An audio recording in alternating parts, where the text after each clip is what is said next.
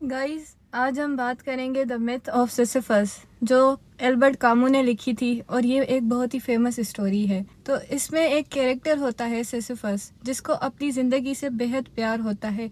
वो किसी भी कीमत में मरना पसंद नहीं करता है और उसको जीने की चाहत होती है। अपनी मौत से पहले अपनी बीवी से बोलता है कि अगर मैं मर जाता हूँ तो जो मेरी बॉडी है उसको तुम किसी चेहराई पर फिकवा देना। तो पहले तो उसकी बीवी हैरान होती है कि ये क्या बोल रहा है। इसकी दूसरी औरतों की तरह मजबूर होकर वही चीज़ करती है जो सिसिफस करने को बोलता है। फिर जब सिसिफस मरता है तो उसकी बॉडी उसकी वाइफ फिकवा देती है। वो मर जाता है तो फिर ऊपर जाता है तो वहाँ पे गॉड प्लूटो को बोलता है कि मेरे साथ अन्याय हुआ है, मेरे साथ इंसाफ नहीं हुआ। मैं जब मरा था तो मेरी बॉडी को फिकवा दिया, अंतिम संस्कार भी नहीं किया। तो उससे वो गॉड प्लूटो बोलता है कि ठीक है, तुम एक चांस डिजर्व करते हो। फिर जब आता है तो मतलब मरना नहीं होता किसी भी कीमत में, ठीक है, वो कुछ भी कर सकता है सिर्फ जिंदा रहने के लिए। तो जब गॉड देखते हैं कि उन्होंने गॉड को धोखा दिया है सिसिफस ने, तो गॉड डिसाइड करते हैं कि इसको एक पनिशमेंट देनी चाहिए, ये डिज़र्व करता है एक पनिशमेंट, ठीक है। वो पनिशमेंट क्या होती है कि एक बड़ा सा रॉक है जिसको उसको हिल पर चढ़ना है, उसको वहाँ पर लेके जाना है। और जब जितना बड़ा हिल होता जाएगा, जितना ऊपर वो चला जाता होगा, तो वो सारा उसका जो पत्थर है वो नीचे गिरता हुआ आएगा।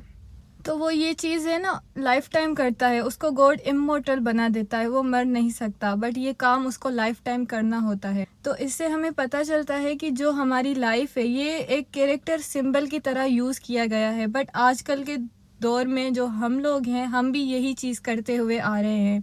हम एक मीनिंगलेस लाइफ जी रहे हैं जिसकी कोई मीनिंग ही नहीं है। पूरा फ्राइडे टू मंडे काम करते हैं, एक कोऑपरेटिव जॉब में फंसे रहते हैं या एक सिस्टम में फंसे रहते हैं। तो हम उनको खुश रखने के लिए हम कुछ भी कर देते हैं। जब हम वहाँ ऊपर पहुँच जाते हैं उस पहाड़ पर, तो फ्राइडे के दिन के बाद सैटरडे संडे आता है।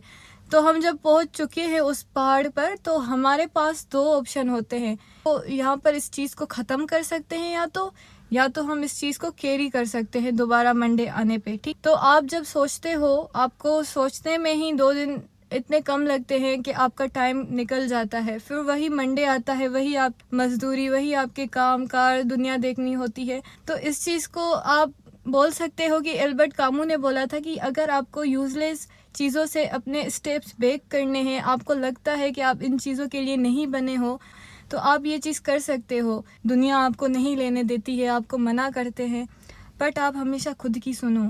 आपको अगर लगता है कि आपको आइसोलेशन की नीड है, तो आप उस चीज़ को, अपने इंस्टिंक्ट को मानो।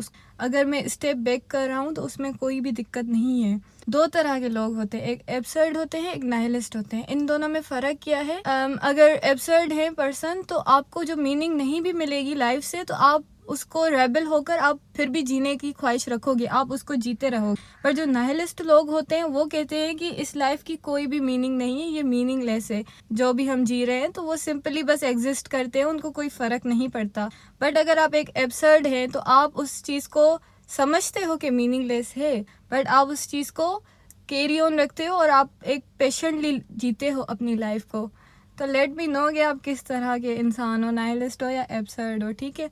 तो एल्बर्ट कामू ने बोला था कि one must imagine Sisyphus happy.